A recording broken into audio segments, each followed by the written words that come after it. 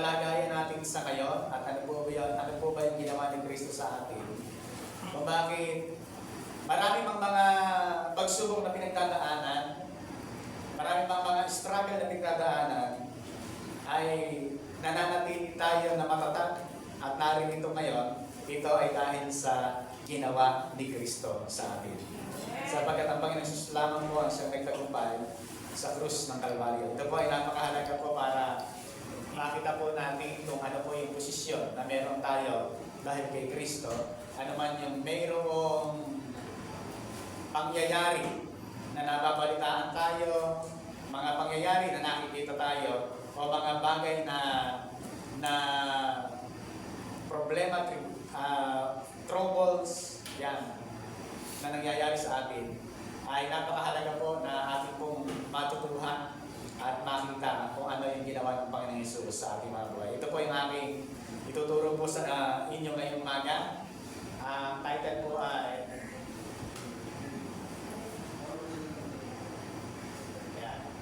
pakibasa, Trouble in this world. Ito po ang ating pag-aaralan, trouble in this world. Ano po ba yung trouble sa mundong ito?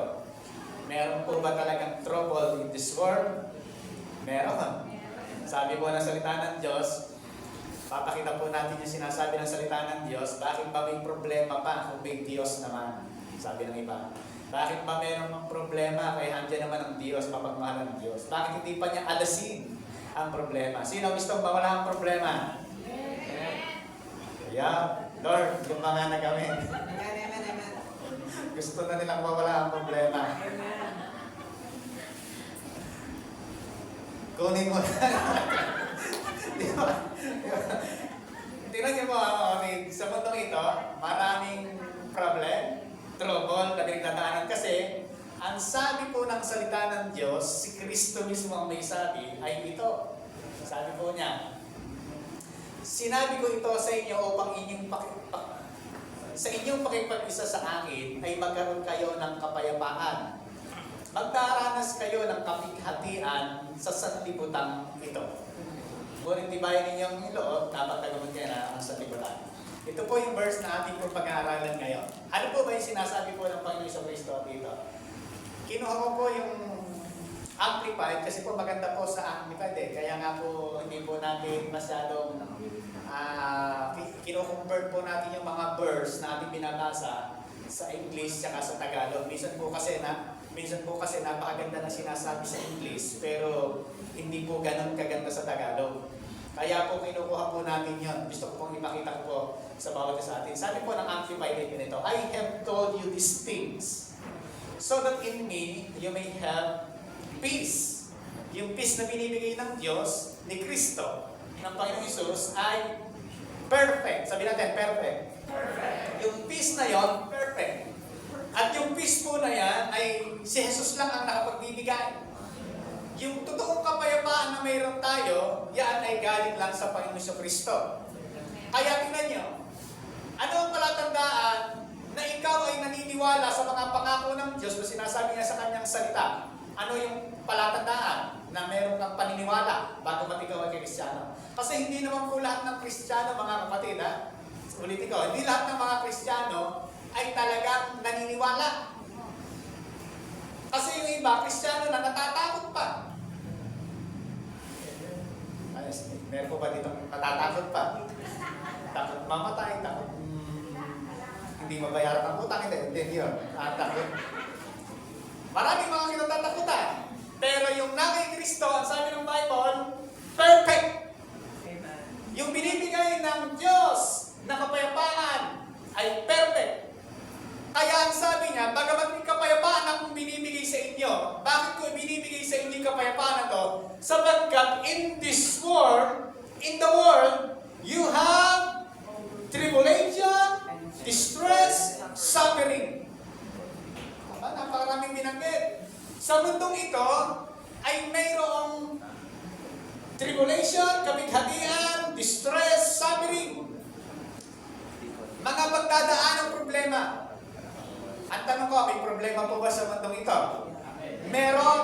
Kasi sinabi ng Panginoon Kristo, in this world, in the world, you have tribulation, distress, Maraming mga problema ang pinagdadaanan. Sa katunayan, meron naman tayong bawat isa sa atin ay may problema. Amen? Amen. Meron po mga kapatid. Kasi ang taong walang problema, nandyan sa simenteryo. Kasi yung katawan nila nandun. Ewan ko kung saan napunta yung kaluluwa nila, baka yun ang mas matinding problema. Pero tingnan niyo mga kapatid, pinapakita po natin sinasabi ng salita ng Diyos, in this world, you have tribulation, distress, and suffering. Kaya katabi mo, sabi mo, natural lang na may pinagdadaanan pa ngayon, Bele. Eh po ba mga kapatid? Natural na may pinagdadaanan tayo ngayon, pero tingnan niyo po yung word, pinagdadaanan lang. Ibig sabihin, kung nandito ang problema, dadaanan mo lang. Bakit? Meron ang kapayapaan na nanggagaling sa ating Panginoon sa Kristo. Yung kapayapaan na binibigay ng Panginoon Jesus, sabi niya, perfect. But, sabi ni Kristo, sabi ng Panginoon Jesus, but, be courageous. Ano po is be courageous? Be confident, be undaunted, be filled with joy. Hallelujah. Tingnan niyo po yung sinabi ng Panginoon, ano sinabi sa be courageous? Be confident, be undaunted, be filled with joy. Bagamat may mga trouble, may tribulation, may distress, pero ang sabi po ng Panginoon, maging matatag ka, maging malakas ka, maging masigasig ka, at yung saya na nanggagaling sa iyo ay ako ang nagbibigay sapagkat yung nasa akin ay mayroong kapayapaan dito sa mundo ito. Yan yung sinasabi ng Panginoon. And sabi po ng Lord, I have overcome the world. Sabi ng inawit natin kanina. Kaya tayo nakakapagpuri sa Panginoon ng hallelujah. Because Jesus won. And He is the victory. He is victorious. Kaya tayo nakapagpuri sa Panginoon kasi ang Diyos natin tagumpay. Si Jesus na namatay 3 araw at nabuhay muli, tagumpay po siya. Kaya tayo nakakapagpuri. Kung siya po hindi nabuhay, mga kapatid, walang saysay ang lahat ng ginagawa nating pagsamba at pagpupuri. Kasi yung ating tagapagligtas nanatiling patay. Pero hindi po mga kapatid, ang ating tagapagligtas si Kristo ay nananatiling buhay. Nasa kanan ng Ama sa kalangitan, nasa trono ng kalangitan. Alam niyo mga kapatid, ang tribulation, distress, and suffering, ng pagdaanan ito ng isa sa tagasunod ng Panginoon Kristo, ang pangalan ay Esteban. Kilala niyo po si Esteban, tama po ba? Amen. Si Stephen. Kapag kayo ay lumalakad, suot-suot niyo, para hindi makalimutan, si Stephen. Si Stephen po mga kapatid, o si Esteban sa Tagalog, nang siya po ay sumusunod sa Panginoon, ano ang ginawa sa kanya? Pinato hanggang sa mamatay. Pinagbabato hanggang sa mamatay. Pero alam niyo po ba, si Esteban, habang binabato, habang inuusig siya, habang binabato hanggang sa mamatay siya, may peace sa loob, may kapayapaan sa kanyang loob. At nasabi niya ang salitang, Panginoon, patamarin mo ang mga taong ito, hindi nila alam ang kanilang ginagawa. The same sa sinabi ng Panginoong Kristo, sinabi ni Esteban. At alam niyo po mga kapatid, ang sabi pa, nang si Esteban ay binabato, nakita niya, bukas ang langit, nakita niya, si Jesus. Nako po, nakatayo. Nakatayo, nag-cheer sa kanya, kaya mo yan, napagtagumpang yan na yan, kaya mo yan. Hallelujah. Pero iba sa walang, sabi ng Bible, si Jesus ay umupo sa kanan ng trono sa kalangitan, pero nung nakita si Esteban, binabato, tumayo si Kristo, at sabi niya, kaya mo yan. Yun ang nakikita kong in-imagine kong sinasabi ng Panginoon, tumayo siya. Kaya yan, wala yan. Sa lahat ng problema na nagdadaanan mo, ano man yan, kaya mo. Dahil si Kristo nakatingin sa iyo, at meron ng peace na binibigay ng Diyos, ay kaya niya. Binigay niya sa atin nang mamatay si Kristo sa krus ng Kalbaryo. Kaya sabi niya, I have overcome the world. Pinagtagumpayan niya ang mundo. Ano ba yung overcome? My conquest is accomplished. My victory abiding. Meron man po tayong pinagdadaanan, trouble, problema sa ating buhay. Mga kapatid, tandaan po natin lagi, ang binibigay ng Diyos sa atin, perfect peace. Bakit po? Sabi ng Panginoon, I have overcome the world. My conquest is accomplished. My victory abiding. Kapag ikaw, tayo, ay natatalo pa ng problema sa mundong ito, ibig sabihin po ng mga kapatid, nasaan yung sinasabi ni Kristo sa buhay ng mananampalataya na pinagtagumpayan mo na? Nasaan? Yung sinasabi ng Panginoon, my victory is abiding. Nandiyan nananatili ang aking tagumpay. Hindi ko sinasabing walang problema. Meron. Pero kapag si Kristo ay nasa sa atin, meron tayong tagumpay. Kaya po meron akong dalawang bagay na pakakita sa atin. 2 facts of life. Ano po yung dalawang bagay na katotohanan sa buhay? Una, there is tribulation in life. There is trouble in life, tribulation, trial, distress, and frustration. Meron po yan. Pangalawa, sabi ng Panginoon, take courage in Christ's victory. Bagamat meron pong mga pinagdadaan ng tribulation, meron distress, may frustration, may trials, may trouble, pero wag po natin kalilimutan yung sinasabi ng Panginoon Jesucristo, take courage in Christ's victory. Panampalatayahan natin yung sinasabi ng Panginoon. Meron pong pinagdadaanan, meron pong problema, merong mga circumstances, minsan hindi pa natin inaakala na darating sa atin. Meron hindi pa natin inaakala, bakit dumating sa atin? Minsan hindi pa natin inaakala, sabihin pa natin, bakit ako ba? Marami namang mga satanismo niyan, bakit hindi na lang sila? Tinuturo pa natin yung iba. Tinuturo pa natin yung mga masasamang tayo, hindi na lang yung mga drug addict yan, yung mga masasamang tayo, mga mamamatay tayo. Bakit ako ba? Minsan tinuturo, sinasabi pa natin yung mga kapatid. Pero alam nyo, ang problema na pinagdadaanan natin, o trials, troubles, suffering, yan ay nagbibigay ng pagpapatatag sa ating pananampalataya at pagtitiwala sa Diyos. Tingnan niyo mga kapatid, ang sabi po ng Bible, gayon din naman, ang lahat ng nagdanais mabuhay ng matuwid bilang tagasunod ni Kristo ay daranas ng mga pag-uusig, trials, suffering, persecution. Yung mga tao na nagnanais na sumunod sa Panginoong Jesucristo, sabi ng Bible, daranas sila ng mga pag-uusig. Ang tanong, sino po ang nais na sumunod kay Kristo? Sino po ang mga tagasunod ni Kristo dito? Kung ikaw ay tagasunod ng Panginoon, ang sabi ng Bible, bilang nagnanais na mamuhay ng matuwid na tagasunod ni Kristo, ay daranas ng pag-uusig, persecution, trial, suffering, may pagdaraanan.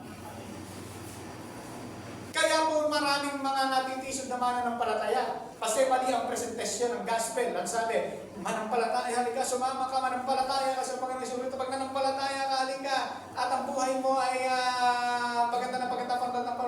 Hindi ko sinasabing masama yan, pero pagka yun lang ang natanim sa puso, sa isip ng tao, pasabihin niya, bakit sabi ni sister, ni brother, maganda raw ang buhay? Eh bakit ganito nararanasan ko ngayon? Ang mga kapitbahay ko, ang aking mga mismong kapamilya ay inuusig ako. Pinagbibigkaan ako ng siraulo daw ako. Pape-press na rin, hallelujah para ako. Mga kapatid, anong sinasabi ng salita ng Diyos? Bilang tagasunod Kristo ay daranas ng mga pag-uusig, may mararanasan. Sabi niya, ano pa? Sabi niya, sapagkat sa Roma 5 po ito, sapagkat napawalang sala na tayo sa pamamagitan ng ating pananampalataya, mayroon na tayong mapayang ugnayan sa Diyos sa pamamagitan ng ating Panginoong Jesucristo. Sa pamamagitan ng pagsampalataya kay Jesucristo, tinamasa natin ang kagandahang loob ng Diyos. Tayo'y nagagalak dahil sa pag-asang tayo'y makakabahagi sa kanyang kaluwalhatian. Verse 3, hindi lang iyan, ikinagagalak din natin ang mga kahirapang ating tinitiis dahil alam natin tayo'y dahil alam natin ito'y nagbubunga ng pagtsatsaga. Ano raw po ang kinahihinat na ng mga pagtitiis? Kahirapan? Nagbubunga ng pagtsatsaga, katsagaan. Ibig sabihin po, ang Diyos, hinahayaan niya, inaalaw niya na meron tayong pagdaanan sa buhay sapagkat yun ay nagpapapatatag sa atin. Yung pong mga naranasan ng magkaanak, yung mga may anak bata, yung mga anak po ninyo, hinahayaan nyo. Yung anak ko kasi, hinahayaan ko siya. Makatlakad, nung bata pa siya, nahayaan ko siya. Tingnan nyo, kahit bata pa siya, may sugat ang tuhod niya, hindi iiyak yun. Iiyak ng konti, mamaya-maya, tatayo mag-isa yun. Mamaya tatakbo na naman. Sabihin ko, may sugat mo, napaan na yung sugat mo yan? Tapos tatakpan niya gano'n, Nana. Sabi ko, hindi, ayun pa, meron pa doon. Sabi niya, Nana. Eh,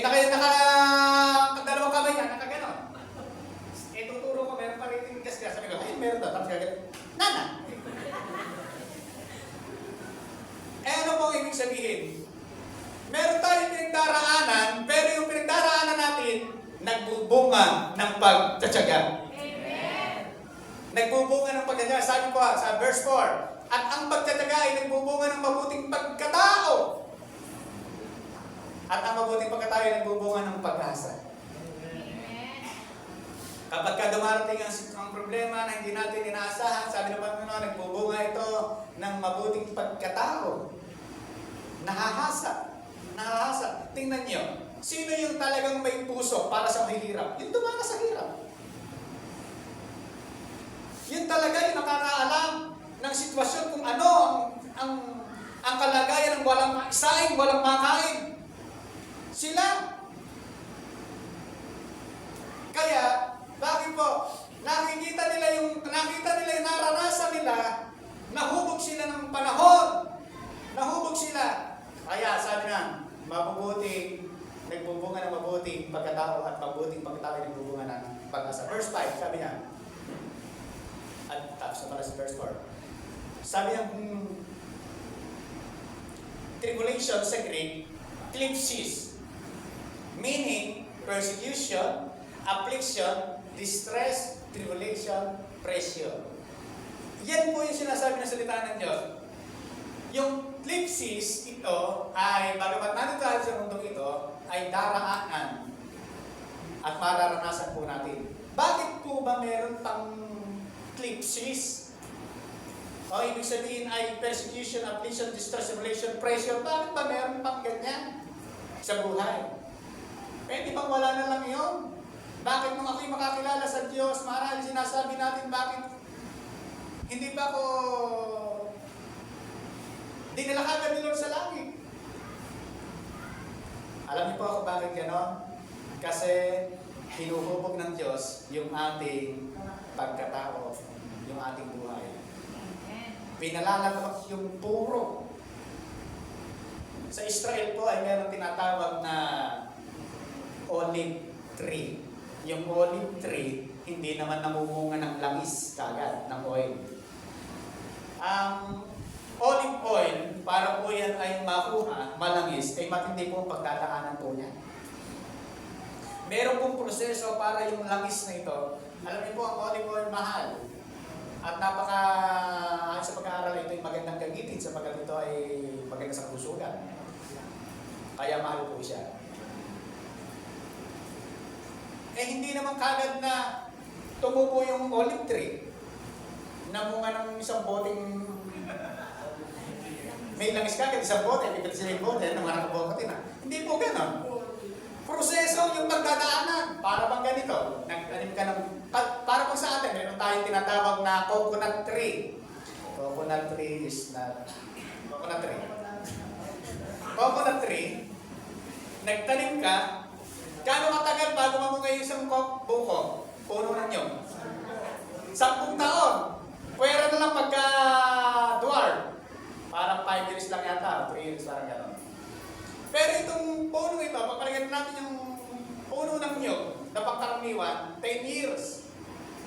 Tama po ba? 10 years. O 10 years, ayan. 10 years ang hihintayin mo at bago mamunga. Sa pamumunga nito, maghihintay ka ng ilang buwan para maging inyog. At para yung inyog maging langis, kukunin mo, kakayunin, gagatain, lalatikin. Hindi naman kagad lumabas yung coconut oil. Maraming prosesong pinagdaanan, pero healthy po yun. Gusto niyo po bang maging healthy ang ating buhay? Amen. Marami tayong dapat pagdaanan. Para yung buhay po natin maging healthy sa iba. Tingnan niyo po ito, kapag ang buhay mo, para maging influensya sa iba, maging healthy sa iba, para yung ikaw, mahusay kang magpayo, mapakaganda kapag pinagdaanan mo yung binapayo mo. Amen. Para ikaw maging isang mahusay na mangangaral. Maganda pag pinapractice mo yung pinangangaral mo. Baka na naman turo ka ng turo. Mag-times tayo, mag-times. Yung pastor pala hindi nagta-times. Ay dapat ikaw ang kauna-unahan na gumagawa sa itinuturo mo. Ayun. Nung yung pong buhay po natin, para maging influensya sa iba, kailangan maraming pagdaanan. Maraming prosesong pagdaanan. Ngayon, nakikita ngayon si Kristo na pupuro tayo hanggang si Jesus na yung nakikita sa ating mga buhay. Ang sasabihin ng tao, purihin ng Diyos talaga ng tao ito. Buhay ang Diyos niya. Sapagkat iba ang kanyang buhay. Marami ng pinagdadaanan, ngunit nananatili, masaya, malakas, malusog, masigla. Bakit ganyan ang kanyang buhay? Kaya po influensya. Dahil, tuturo mo kay Kristo. Eh kung hindi tayo nahubog, at tayo, yung buhay natin ay parang okay na kagad. Mga kapatid, walang influence. Sabihin natin, eh kaya ganyan yan kasi mahusay ako. Kasi matalino ako. Alam niyo naman, nakapag-aral ako. Meron akong doctorate, degree, PhD, DVD, DVCD, ABCD, FG, HIJ, HNMA. Pagmamalaki natin yung ating mga sariling accomplishment, bakit? Kasi kaya pala natin sa sarili natin. Kaya si Lord, ang ginagawa niya, pinagdaraan, parang olive tree, pinagdaraan sa proseso. Meron pong isang puno na napakamahal at yung katas po niya ay ginagawang pabango. Yun po ay agarwood. Ang agarwood po, ang kanyang katas, yung kanyang ginagawang pabango, mahal pa sa ginto. Bakit? 24 million to 53 million ang kanyang katas niya. Pero alam niyo po ba, bago makuha yung katas niya, magpapabaga ng bakal, pero bago po magpabaga ng bakal, magpatubo muna ng buto. Magpapatubo, ilang taon, hihintayin para lumaki, magaganyang kalaki lang. Pwede na nilang kuhanan ng dagta. Yung agarwood po na yan ay magkukunin nila yung langis, yung ginagawang pabango, napakamahal na pabango po nito. Kaya ganyan po, presyo. 24 to 50 million ang halaga. Kaya mga kapatid, napahinintay nyo, magtanim na tayo ng agarwood. Baka ma-scam tayo, may binibenta sa mga Facebook niyan, magbuto ng agarwood, magtanim ka na. Ang gagawin po na, kung magpapainit ng bakal, tapos pag bubutas-butasin yung puno, bubutas-butasin, magpainit, butas-butas. Bubutas-butasin. Magpapainit ng bakal, tsaka ibubutas mo sa puno. Pag kumatas, yun yung ginagawang pabango. I-google nyo na lang po, mga kapatid, para hindi ako mahirapan dito. Ano ang ibig ko sabihin? Gusto niyo po bang pagbutas-butasin? Papainit ng bakal. Hindi po ganun kadali sa puno yun, torture sa puno yun. Pero, kapag ka lumabas, valuable. Napakalaki ng value. Amen. Ano pinupunto po natin? Marami mang mga tagtad ng problema sa iyong buhay. Hallelujah. Alam niyo yung katas, ano yung katas? Yung pagluha mo, iniipon ng Diyos, may butilya sa langit. Ay, nabasa niyo na po ba yung mga kapatid? Sa aklat ng awit. Ang Diyos ay may butilya sa langit, iniipon niya yung luha mo. Hallelujah. Ikaw, pinupunasan mo lang ng panyo, pero si Lord, iniipon niyo. Bakit? Mahalaga sa Diyos. Bakit po? Napakadami mong pinagdadaanan sa buhay, pero nananatili kang matatag sa Panginoon, sa pananampalataya mo sa Diyos. Amen. Kaya napakahalaga sa pinaglalaksan ng napakahusay ng mga ito. Napakadaming pinagdadaanan. Pero heto, nananatili pa rin sa akin, sumasamba, nagpupuri sa akin. Ang pinaka magandang bagay sa harapan ng Diyos na ginagawa po natin, alam niyo po, yung pag may problema ka ngayon, pero nandito ka, tinataas mo yung kamay mo, sabi ng Lord, pinagkakatiwala ko sa iyo. Amen. Ikaw ang siyang may magagawa. Amen. Yun pinaka gustong-gusto ng Diyos. Lumalapit tayo sa Kanya, sa kabila. Sumasamba tayo sa... yung iba, pagka may problema na, hindi sisipa ang Diyos. Tapos naman, hindi ba na naman ba? Wala namang nangyayari. Ano naman pinagsisisipan. Kasi nga mga kapatid, parang walang nangyayari sa kanyang buhay. Tinitingnan niya kasi yung gusto niyang mangyari. Ayaw niyang mangyari kung ano yung gusto ng Diyos na mangyari. Amen. Pagka po mga kapatid, yung gusto lang nating mangyari, eh siyempre, hanapin natin yung magaganda. Tama po ba? Hanapin natin yung mga magaganda. Dapat, ito gusto ko mangyari sa akin, bakit hindi ito nangyayari? Eh kasi nga, binabasag tayo ng Diyos sa plano natin para mangyari kung ano yung plano ng Diyos sa atin. Amen. Kaya, ang agar wood na ito ay napaka-valuable dahil sa kanyang proseso. Gusto po natin maging ganyan yung buhay natin, valuable. Yung bang pagka wala ka, hahanap-hanapin dyan, nasa kaya siya na hindi yung, ay nandiyan ka na naman pala.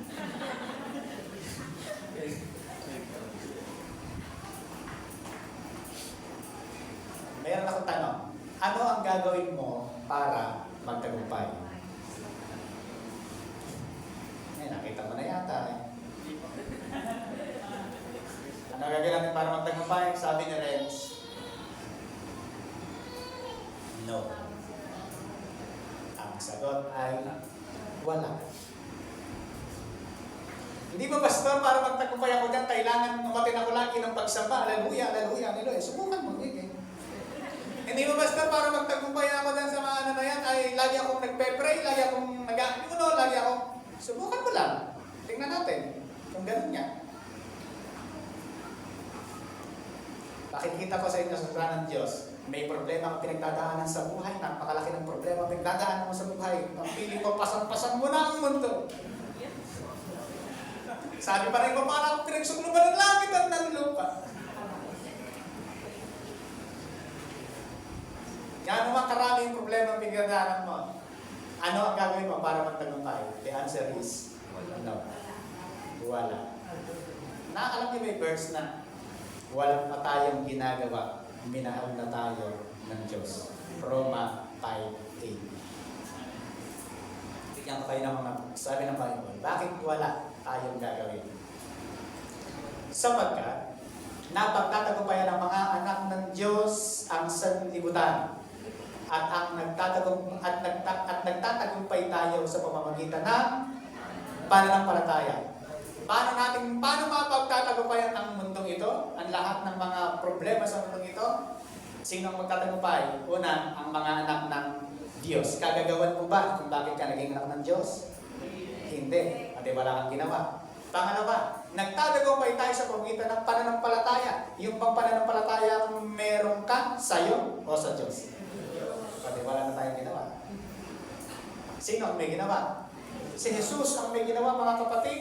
Kaya dahil si Kristo ang may ginawa, kaya sinasamba ang Panginoon Jesucristo. Dahil siya na yung napako sa krus ng Kalbaryo. Siya na yung gumawa sa lahat. At nang mapako saan, sabi niya, Tetelestai! It is finished. Tapos na. At kung tayo maniniwala, ang pananampalataya ay darating sa ating mga buhay, tayo man ay kaisa ron sa tagumpay na ginawa ni Kristo sa ating buhay. Kaya ang sabi ng salita ng Diyos, verse 5, sino ang nagtatagumpay laban sa sanlibutan? Ang sumasampalataya na si Jesus ang anak ng Diyos. Bakit? Dahil si Jesus na anak ng Diyos ay tagumpay na. Ang sabi niya, I have overcome this world. Nung siya ay magtagumpay, ang sabi po niya, yung mga anak ng Diyos, yung mga nanampalataya sa Kanya, ay tagumpay na rin. Ang tanong, may ginawa ka ba para magtagumpay? Wala. Si Jesus lang ang may ginawa. Kasi kung atin ang gagawin para tayo magtagumpay, ano yung ibig sabihin ng glory to me na, glory to you, glory to us. Ang papuri ay sa atin na. Sabihin na, napakahusay mo naman, brad, sister, napagtagumpayan mo yan. Pananampalataya lang yan, pagtitiwala, tsaka ayuno, tsaka panalangin, at tsaka pagsambang linggo. Amen. Sabihin mo. Sabihin mo gano'n. Nagmamalaki ka na eh. Pero sabihin mo, alam mo, kapatid, wala naman talaga akong ginawa. Ang may gawang lahat, si Jesus. na napako sa krus ng Kalbaryo, tumubos sa aking buhay, kaya ako ngayon ay tagumpay. Si Jesus lang po mga kapatid. Kung meron pa, liban kay Kristo, ibig sabihin, may ibang daan. Kung meron pa, nakatagumpayan, liban kay Kristo, ibig sabihin, may mas malakas pa sa Kanya. O meron siyang kasing lakas. Sino ang agree sa akin? Si Jesus lang ang siyang tagumpay sa ating buhay. Amen. Kaya wala pa po tayong ginagawa. Minahal tayo ng Diyos. Pinagtagumpay tayo ng Diyos. Namampalataya tayo kay Kristo. Si Jesus lang ang dakila, siya lang dapat na mataas, siya lang mapapurihan sapagkat siya ang napako sa krus para sa ating lahat. Yung bang husay natin, yung ating talino, nang sasabihin natin na ito ay nagtagumpay, yun ba yung napako sa krus? Kaya ba tayong dalhin sa langit at iligtas sa impyerno? Hindi po. Sino lang? Si Kristo, ang Panginoong Jesucristo. Palakpakan nga po natin ang Panginoong Jesucristo, ang ating Diyos, ang ating Hari, at ang ating Panginoon.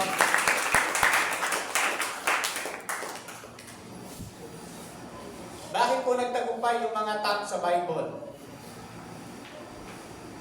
Kaya po mga kapatid, kung meron kang tagumpay, sariling tagumpay, yung kapurihan sa'yo.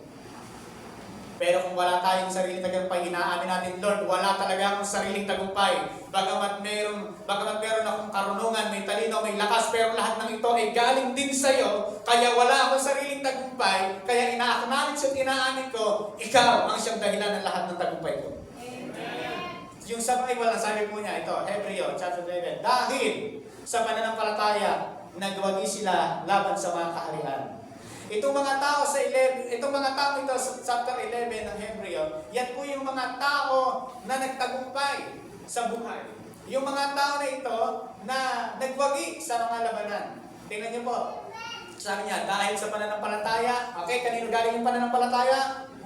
Sa Diyos. Nagwagi sila laban sa mga kaharian, nagpatubad ng katarungan, at nagkamit ng mga inipang ipinangako ng Diyos. Napaamo nila ang mga leon.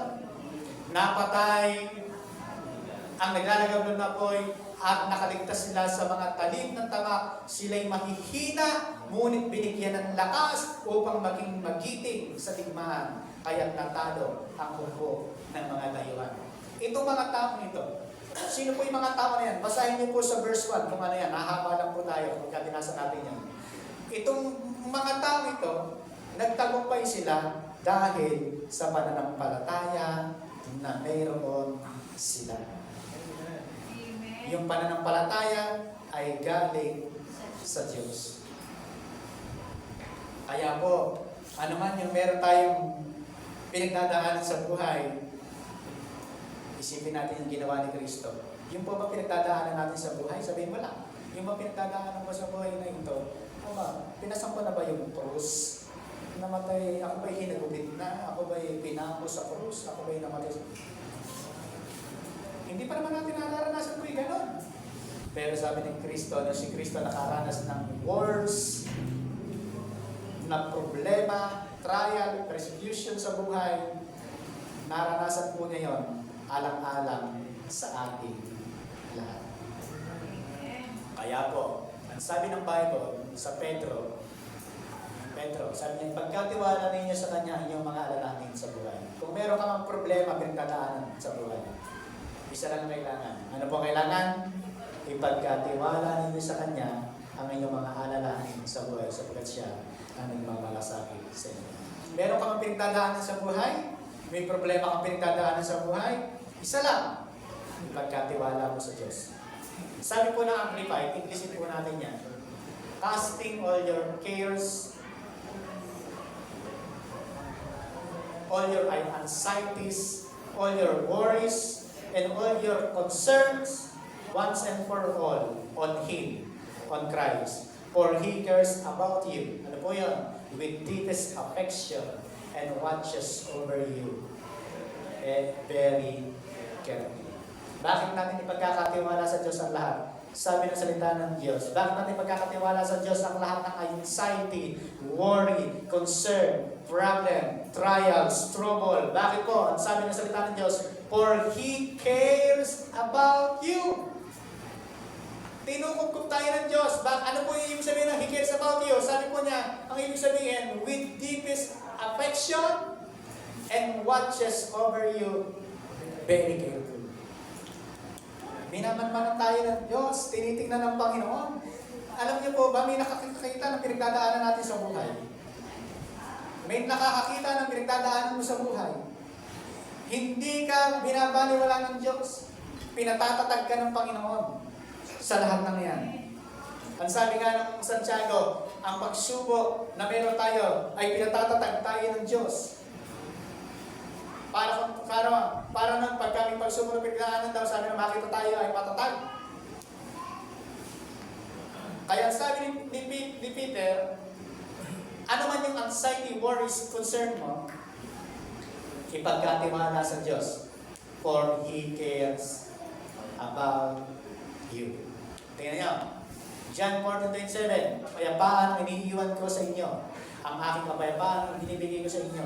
Hindi ito katulad ng kapayapaan ang binibigay ng mundo. Huwag mabalisa ang inyong kalooban at huwag kayong matakot. Ano yung perfect peace na binibigay ng Diyos? Yung perfect peace na binibigay ng Diyos na yan, yung kapayapaan na yan, ay kapayapaang hindi katulad ng kapayapaan na binibigay ng mundo. Ano po ba yung kapayapaan na binibigay ng mundo? Ang sabi ng tao, kapag ako maraming pera, payapa ang buhay ko. Sino may sabi sa'yo? Lalo kang naging gulantang. Kasi, sabi mo, naku, saan ko lalagay ito? Naku, hindi ko na sa PDO ba? Sa kaninong bangko ba? Baka luuban ako. Hindi kapayapaan ng kamundong ito ang ibinibigay ng Diyos. Sabi ng Panginoon, perfect peace, kapayapaan iniwan mo sa iyo, ang kapayapaan ibinibigay sa iyo, hindi katulad ng kapayapaan ibinibigay ng mundong ito. Bakit yung perfect peace na yan? Kapag ito ang nasa atin, yung perfect peace na sinasabi ng Diyos, kapag ito po yung nasa atin, ang sabi ng Panginoon, huwag kang mabalisa. Huwag mabalisa ang iyong panunguban at huwag kang matakot. Pagka ikaw ay mayroong perfect peace from Jesus sa Panginoon Kristo, ang sabi niya, huwag kang mabalisa. Pangalawa, huwag kang matakot. Yung tao na mayroong peace from God, hindi na babalisa yan. Hindi natatakot yan. Totoo po ba, mayroong mga tao pagka dinagdan ng problema, balisang-balisa at natatakot. Pero pagka ikaw mayroong Kristo sa puso, payapa ang buhay mo. Hallelujah. Alam niyo po, pagka meron kang kapayapaan na galing sa Diyos, iba yung pakiramdam na meron ka na. Naranasan po namin. Nung bumaha po sa amin ng napakalalim, hanggang sa labas ng bahay, hanggang dibdib na. Yung iba po mga kapitbahay, lalo na yung tita ko, iyak na lang iyak. Nadadagdagan tuloy yung baha. Wala namang pagaway kanyang kabuyak eh. Lalo lumalalim pa baha. Kasi nadadagdagan.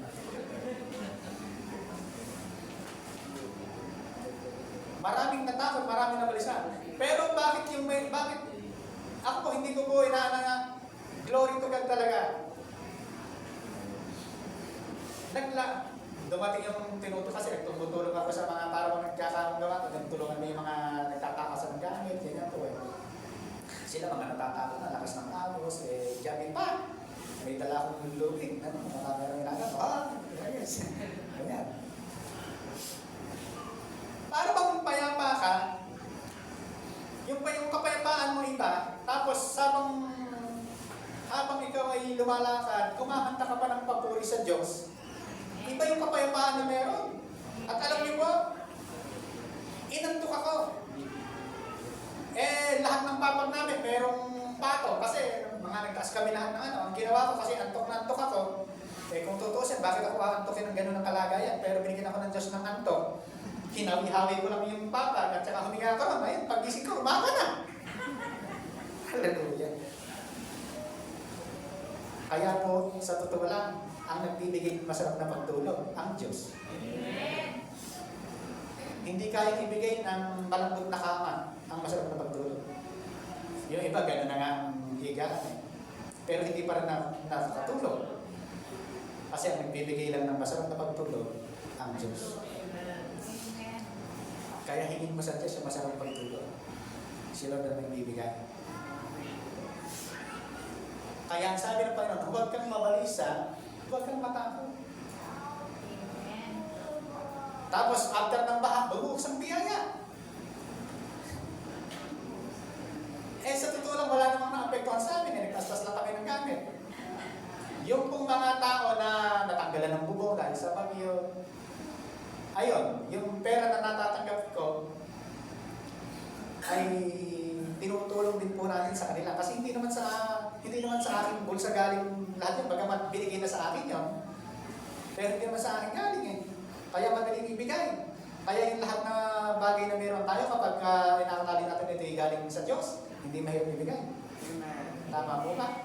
Kasi sa Diyos yun, hindi mahirap ibigay. Kaya gano'n. Binigyan ng ang dami pong nagbigay sa amin. Patawag ni Go. Si Go, ano pa po nun? Si Alvarado. Patawag ni Alan Cayetano. Ang dami ng sa madaling sabi, yung mga pera na dumating sa amin, ay tinuos ko nasa 24,000. Lahat po, hindi naman po lahat, pero karamihan. Meron church po na binaha, lalubog ang kanilang mga instrumento, nagbigay tayo. May church na natanggalan ng bubong, nagbigay po tayo ron. Bakit po? Hindi naman na akin yun, galing lang din sa kanila yun. Bagamat sa amin ibinigay kasi nabaha kami. Pero mga kapatid, hindi mahirap ibigay yung alam mong hindi naman talaga sa iyo. Amen. Ano ibig ko sabihin? After nung problema na yon, merong pagpapala ang Diyos. Amen. Gusto niyong maranasan magmaterial yung pagpapala pag mag-bless na tayong lahat. Tama po ba? Bless na tayong lahat. Amen. Gusto niyo magmaterial pa yung pagpapala ng Diyos. Amen. Patadaanin sa training. Padadaanin sa testing. Iyan ang grade yan. Second year ng college. Para ikaw maging third year college, kailangan mong mag-exam.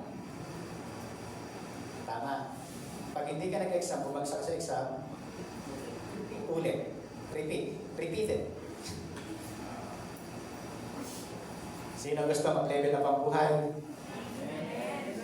Sino gusto mag-level up ang buhay? Sino gusto mag-level up ang buhay? Lord, handa na ang bubulong malaki to level up ang aming mga buhay. Amen. Testing yan, ha? Kunti lang. Handa na po ba talaga tayong lahat? Testing po yan. Makikita mo ang pagsama at pagkilos ng Diyos. Kinakatas tayo ng Panginoon para maging kagamit-gamit tayo. Kinakatas tayo ng Diyos para maging influensya tayo sa iba. Kasi yung testimony na mayroon tayo ay kalakasan ng ibang tao. Kaya sabi ng Panginoon, kapag dumaranas ng mga problema, huwag mabalisa, huwag matakot. Ano ba? Laging tandaan ang huwag mabalisa at huwag matakot. Kaya sabi mo nga siyang tabi, huwag kang mabalisa at huwag kang matakot. Pag dumaranas ng problema, ng kailangan, remember this, huwag mabalisa, huwag matakot. Ipagkatiwala ang lahat sa Diyos. Hallelujah! Sabi po, Korinto, kaya't hindi kami nasisiraan ng loob. Kahit na humihina ang aming katawang lupa, sabi ng Apostol Pablo, hindi raw sila nasisiraan ng loob. Kahit humihina ang kanyang katawang lupa, patuloy namang pinalalakas ang aming espiritu araw-araw. Bagaman maraming pinagdadaanan si Apostol Pablo ng problema sa kapapahayag ng salita ng Diyos. Pero sabi niya, hindi nasisiraan ako ng loob. Hindi humihina ang aking katawang lupa, na lupang patuloy pang lumalakas ang aming espiritu araw-araw. Gusto po ba natin ang ating espiritu lalong lumalakas araw-araw? Hallelujah! Kapag meron tayong pinagdadaanan sa buhay, yung dalawang bagay, huwag mabalisa, huwag matakot. Ipagkatiwala ang lahat sa Diyos. Korinto 4:17. Ang bahagya at panandin ng kapighatian dinaranas namin ngayon ay magbubunga ng kagalakan walang hanggan at walang katulad. Sabi ng Apostol Pablo, bagamat meron kaming pinagdadaan ng kapighatian, meron kaming dinadaan ng suffering, trials, trouble, meron kaming mga pinagdaranasan sa buhay, pero, ang sabi niya, magbubunga ng kagalakan walang hanggan at walang katulad. Yun ang sinasabi ng salita ng Diyos sa atin. Bagamat mayroong mga trials, may problema, may pagsubok na pinagdadaanan, pero ang sabi ng salita ng Diyos, panandalian ang bahagya at panandalian ang kapighatian dinaranas ngayon ay magbubunga ng kagalakan at walang hanggan at walang katulad. Tingnan niyo po yung sabi ng Apostol Pablo, ang bahagya at panandalian ang kapighatian. Sa totoo po, bahagya nga po ba at panandalian lang yung pagkapighatian ang dinaranas ng Apostol Pablo? Bilang pamumuhay Kristiyano, hindi po kaya kwento ko po sa inyo ng mabilis. Si Apostol Pablo habang naglalayag ay makailang ulit na binayo ng bagyo ang kanyang barko. At makailang ulit po siya. Hindi lang isa, hindi lang dalawa, hindi lang tatlo, 4 times. Lulutang-lutang siya sa gitnang dagat na nagyayelo sa lamig. Si Apostol Pablo po hanggang sa kanyang pangangaral ng salita ng Diyos.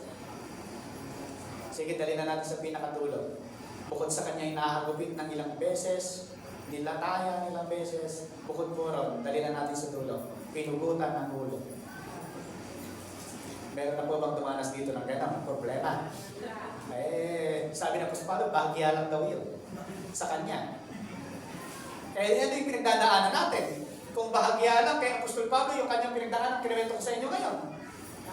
Katiting. At wala pa po pala yung pinagdadaanan natin sa buhay. Bakit po? Talagang totoo ang sinabi ng salita ng Diyos. Pagtiwalaan lang natin yung ginawa ni Kristo para sa atin, tayong lahat ay tagumpay na. Amen. Dahil sa Apostol Pablo, nang dinanas na yon, lahat ng mga problema ng kanyang buhay, ang tawag niya, bahagya at panandalian. Bahagya. Ay wala na po sigurong titindi pa sa pamumuhay ng Kristiyano na Apostol Pablo. Sa lahat ng Kristiyano. Kasi pinugutan siya ng ulo eh. Pero sabi niya, bahagya lang yun. Saan po siya nakatingin? Nakatingin po siya ron sa magbubunga ng kaganakang walang hanggan at walang katulad. Para sa akin, ang mga pagtitiis natin sa kasalukuyan ay hindi maihahambing sa kalahati ang pinahayag sa atin balang araw. Yan ang sinabi ng Apostol Pablo. Para sa akin, yung pagtitiis natin ngayong kasalukuyang ito ay hindi maihahambing sa kalahati ang pahahayag sa atin balang araw. Panatalian lang. Ang buhay po natin mga kapatid, panatilian lang din. Lahat tayo mamamatay. At siguraduhin lang natin ang ating buhay ay na kay Kristo. Kapag na kay Kristo tayo, mamatay man tayo, meron tayong matutunguhang langit. At yung langit na yun, ang sabi ng salita ng Diyos, ay kalawalhatiang ipahahayag sa atin balang araw. Yung po, yung glorified body na tayo sa piling ng ating Diyos. Tingnan niyo. Sabi ng Korinto, wala bang pagsubok na pakibasa ko sabay-sabay? Go!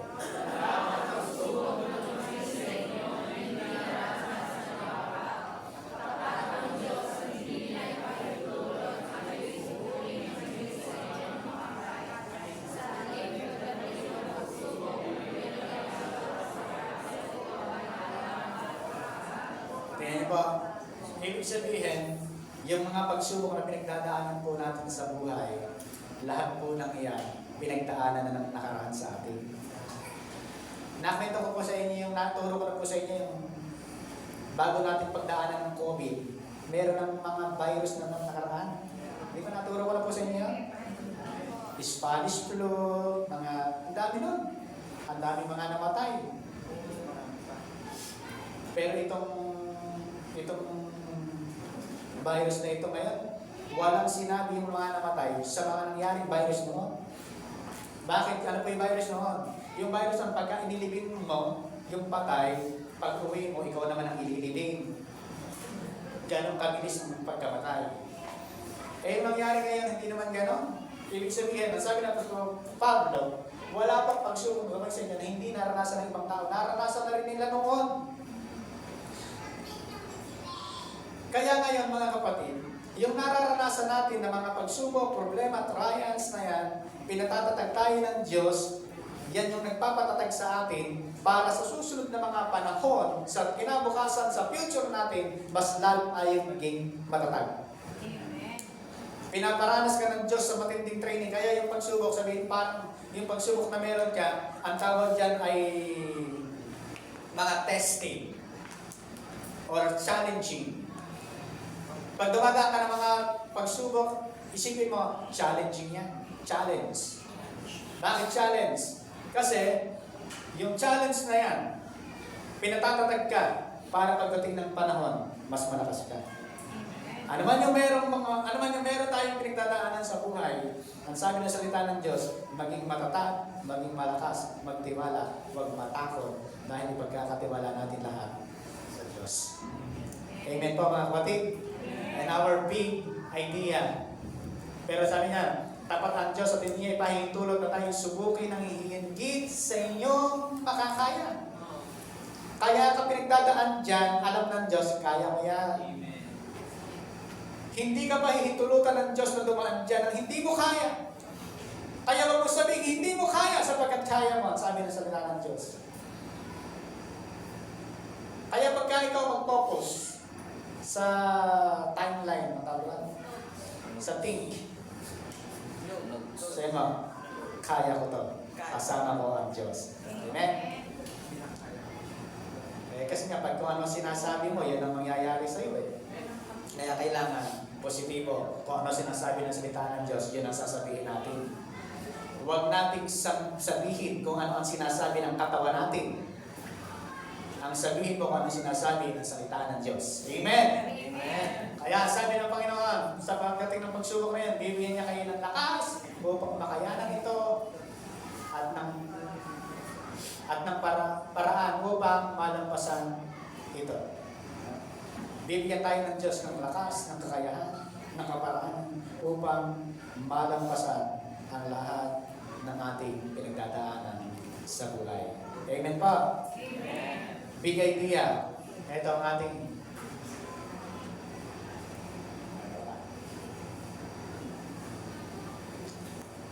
basahin po natin sabay-sabay ang ating big idea. Big idea. Nakilipat na lang.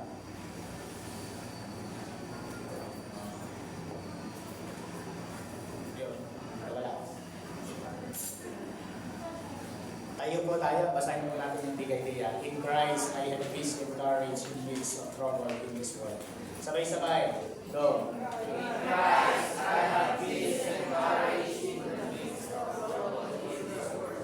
Sabay-sabay. In Christ, I have peace and courage in the midst of trouble in this world. Mga kapatid, paano lang tayo magkakaroon ng courage? Magkakaroon ng peace in Christ. Kapag tayo ay nasa Kristo. Walang iba tayong itinataas maliban sa pangalan ng ating Panginoon Jesucristo. Si Jesus lang ang siyang ating pagkakatiwalaan. Si Jesus lang ang ating sinasamba at patuloy na sasambahin. Sapagkat kay Kristo tayo ay may kapayapaan at hindi dapat tayo matakot sa anumang uri ng mga pagsubok sa mundo. Amen. Amen. Amen po. Di ba tayo kung lahat ay umawit nga tayo ng awitin sa Panginoon? Awitin po natin yung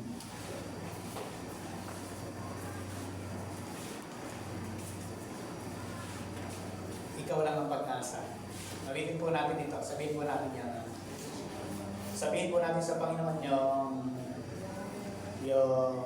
mga lyrics ng awit na ito. Ikaw lang ang pag-asa ko. Pakiawit po ito.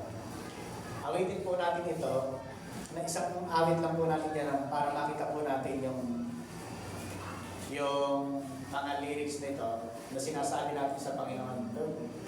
Ikaw lang ang buhay ko. Ikaw lang yung pag-asa ko.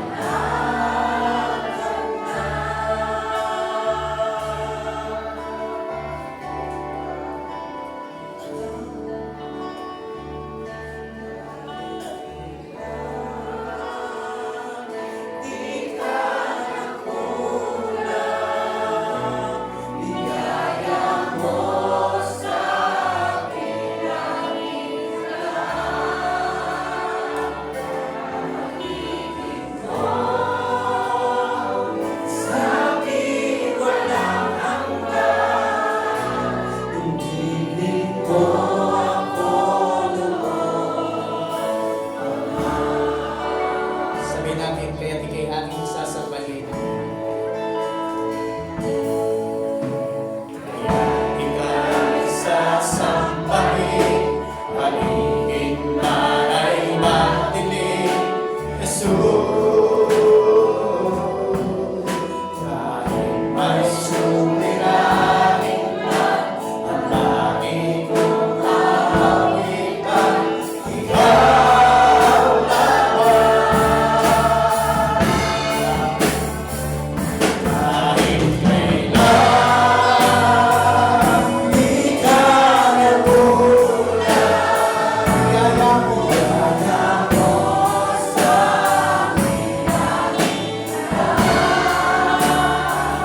ang pag-ibig mo sa akin walang hanggan. Ibigin ko ako noon pa man. Kahit kailan di ka nagulat, biyaya mo sa akin laging pag-ibig mo sa akin walang hanggan. Ibigin mo ako noon pa man.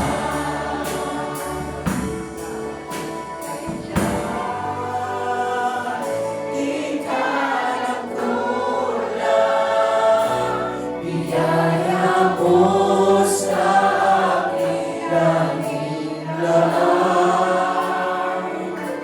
Pag-ibig mo sa akin walang hanggan. Ibigin mo ako noon pa man. Hallelujah. Yes, Jesus. Kahit kailan hindi ka nagkulang, ikaw ang aming tagumpay, ikaw ang aming buhay. Walang magagawa ang kaaway sa amin sapagkat kaming lahat ay tagumpay kay Kristo. Kaming lahat ay mananagumpay at hindi talunan. Kami ay ulo at hindi buntot, sapagkat ikaw, Panginoong Hesus, ay nasa aming buhay. Maraming salamat po sa iyong kabutihan, sa iyong pag-ibig.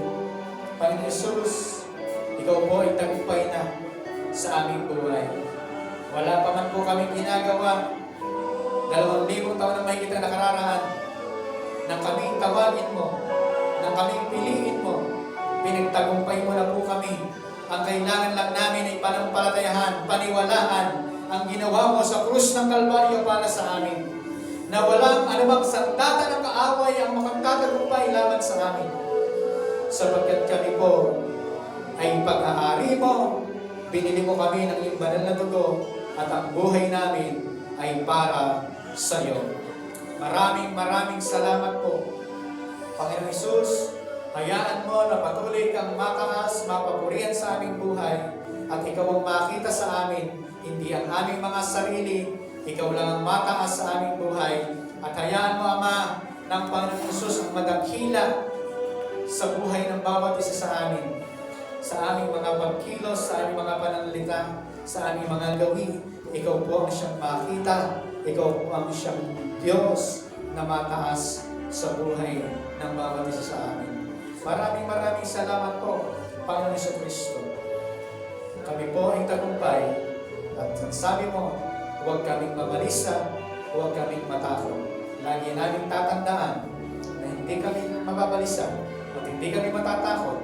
Anumang panahon, anumang sitwasyon, alam po namin na ikaw ang Diyos na siyang nag-iingat, sumasama at kasama namin. Ang kapayapaan mo, ang patuloy na siyang maranasan namin, the perfect peace from you, ang patuloy po na maghari sa aming buhay. Maraming salamat po, aming Ama. Anuman ang mga nababalitaan namin, anuman ang mga nakikita namin, anuman ang mga nararanasan namin, Magtitiwala kami sa iyo. Hindi kami mababalisa, hindi kami matatakot, sapagkat ikaw ang Diyos na lagi naming kasama.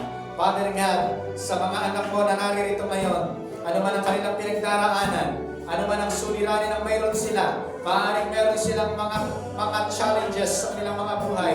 Father God, patatagin po rin niyo patuloy ang kanilang mga pananampalataya, ang kanilang pagtitiwala sa iyo. Kung meron na silang sakit karamdaman, paniwalaan po nila na dahil kay Kristo, sa latay ni Kristo, kami magaling na. Kami ay malakas, malusog, masigla, at mabubuhay ng mahaba, sapagkat ang buhay namin ay iyon ang pinagpala, pinapuran, pinasigla, pinayaman, pinaunlad. Maraming salamat po, Panginoong Hesus, aming Ama